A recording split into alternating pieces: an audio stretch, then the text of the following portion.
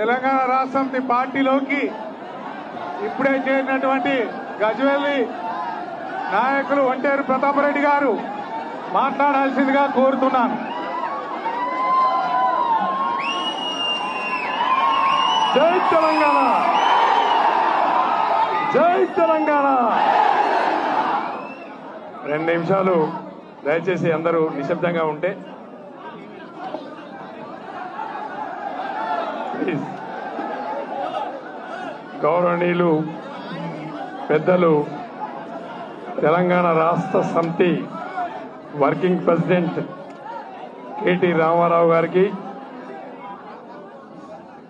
గౌరవనీయులు పెద్దలు పార్లమెంట్ సభ్యులు ప్రభాకర్ రెడ్డి అన్నయ్య గారికి, గౌరవనీయులు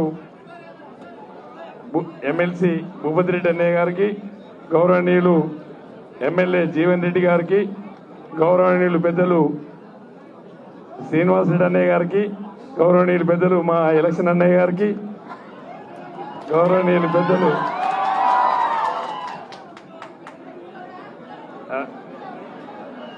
స్టేజ్ మీద ఉన్నటువంటి నాయకులందరికీ కూడా, మా మురళి గారికి, మా మెట్టన్న గారికి, కృష్ణ గారికి, అన్న ఇక్కడ వేదికపై ఉన్నటువంటి పెద్దలందరికీ, మరి ఎలాంటి ఇన్ఫర్మేషన్ లేకుండా, సింగిల్ ఫోన్ కూడా చేయకుండా, పేపర్లలో చూసి, టీవీలలో చూసి, యాక్చువల్గా నేను ఒక్కడనే వచ్చి కండవా వేసుకొని ముఖ్యమంత్రి గారు మళ్ళీ ఎప్పుడో టైం ఇస్తే అప్పుడు అందరూ తీసుకొద్దామని అనుకున్నా.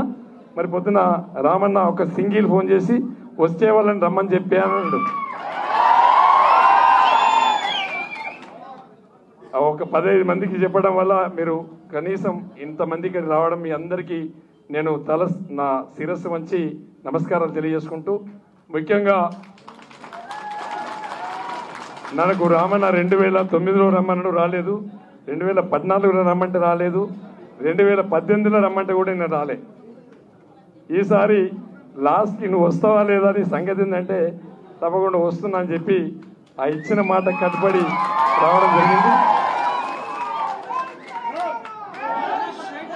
తెలంగాణ రాష్ట్రాన్ని సాధించినటువంటి గౌరవనీయులు పెద్దలు కేసీఆర్ గారు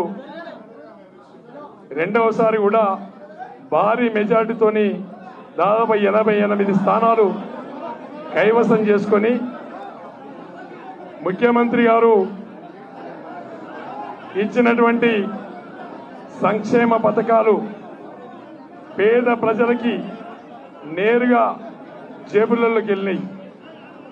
రైతు బీమా, రైతు బంధు, పెన్షన్, వాటర్ గిడ్డు,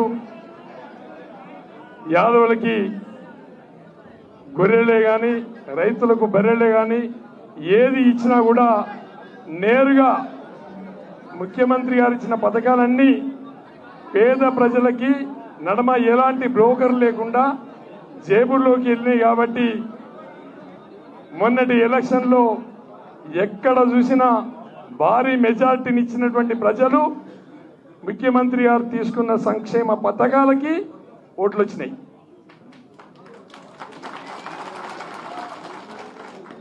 మరి ముఖ్యమంత్రి గారు మన గజ్వేల్ నియోజకవర్గంలో ఏదైతే కొండపోసమ్మ ప్రాజెక్టు, ఏదైతే మల్లన్న సాగర్ ప్రాజెక్టు, మీ అందరికీ తెలుసు, ఇక్కడ ఉన్న పెద్దలందరికీ కూడా తెలుసు. నేను రైతుల కోసం విరివిగా పోరాటం చేసినా, లాఠీ దెబ్బలు తిన్నా, జైలుకు వెళ్ళినా, కేసులు పెట్టించుకున్నా. అయినా కూడా మల్లన్న సాగర్లో ఉన్నటువంటి రైతాంగం ముఖ్యమంత్రి గారికి ఓట్లేసారు.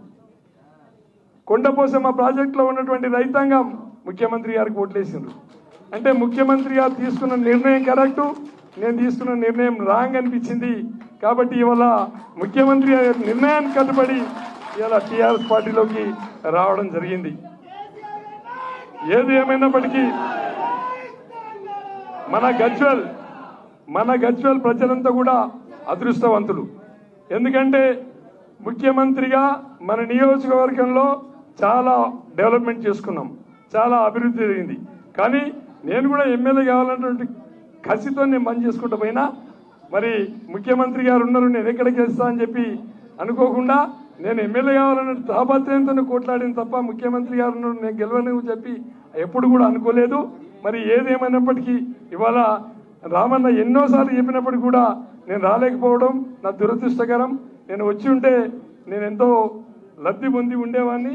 ఇవాళకైనా మరి రామన్న గారి ఆధ్వర్యంలో, ముఖ్యమంత్రి గారి ఆధ్వర్యంలో ఇవాళ టీఆర్ఎస్ పార్టీలో నన్ను ఆహ్వానించినందుకు తప్పకుండా పార్టీ ఎలాంటి పని ఒప్పజెప్పినా 6 నిమిషాలు కష్టపడి పార్టీకి మరి రామన్నకి అట్లా ముఖ్యమంత్రి గారికి మంచి పేరు ప్రతిష్టలు తేవడానికి కృషి చేస్తా అని చెప్పి సందర్భంగా తెలియజేసుకుంటూ నాకు ఇచ్చినటువంటి ఈ అవకాశానికి కృతజ్ఞతలు.